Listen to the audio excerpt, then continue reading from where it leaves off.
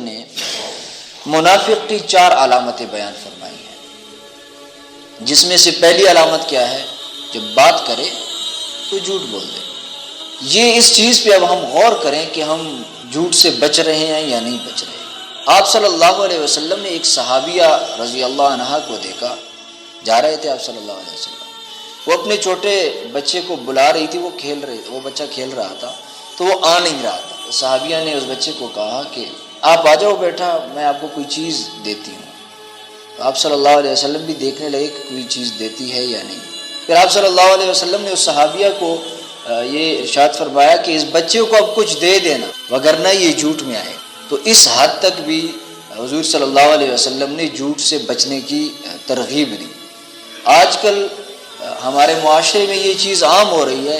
ایک یہ کہ ہم جھوٹ سے بچیں، اب تو ہم جھوٹ کو جھوٹ بھی نہیں کہتے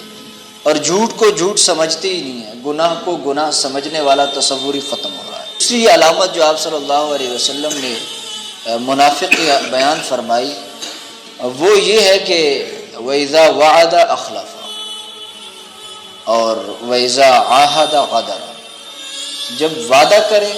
تو وعدہ توڑ دے اور جب کوئی معاہدہ کرے تو غداری کر بیٹھے۔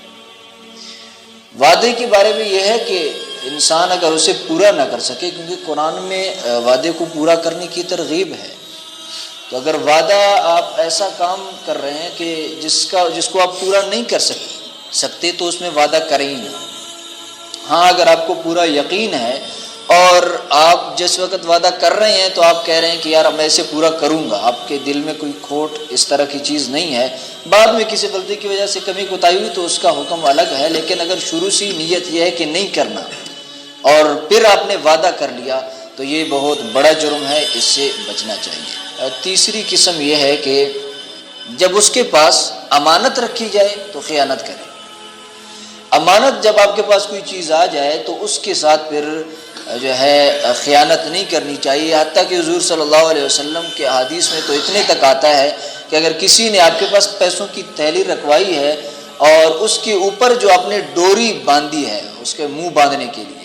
وہ پرانی ہو گئی، وہ تبدیل کرنی ہے، وہ بھی تبدیل کرنے کی اجازت نہیں ہے۔ تو امانت میں اتنی، اور امانت صرف یہ نہیں ہے کہ پیسے کسی نے رکھے، آپ کے پاس کوئی مشورہ لینے آیا ہے اور وہ آپ کو خیر خواہ سمجھ کے آپ سے کوئی اچھا مشورہ لے رہا ہے، اب اسے آپ درست مشورہ نہیں دے رہے تو یہاں بھی آپ خیانت کر رہے ہیں۔ آپ کے پاس آپ کا دشمن بھی آیا ہے لیکن وہ آپ سے مشورہ لے رہا ہے تو اسے مشورہ درست دینا ہے۔ اور آپ کے پاس کوئی مسئلہ پوچھنے آیا ہے، اب اگر آپ کو علم ہے تو اسے درست بات بتا دیں، اگر بات کا علم نہیں ہے، مسئلہ نہیں آتا تو کہہ دیں نہیں آتا، اگر غلط بتائیں گے تو یہ آپ امانت میں خیانت کر رہے ہیں۔ اس کے بعد چوتھی قسم یہ ہے کہ وَإِذَا خَاصَمَ فَجَرَ، جب کبھی لڑائی جھگڑے کی نوبت آئے تو گالیاں دینا شروع کر دے۔ یہ منافق کی چوتھی علامت ہے۔ میرے بھائیو دوستو، اس دور میں تو یہ آیات میں حضور صلی اللہ علیہ وسلم نے احادیث میں فرمایا کہ جب لڑائی ہو تو گالیاں دیں۔ آج کل تو ہم بغیر لڑائی کے دیتے ہیں، ہم بغیر کسی وجہ کے مذاق میں گالیاں نکالتے ہیں، جانور کو گالیاں نکال دیتے ہیں، مرغی کوئی اور جانور ہو اس کو گالیاں نکال دیتے ہیں، اور پھر صرف گالیاں نکالتے نہیں ہیں بلکہ اس کو گالی بھی شمار نہیں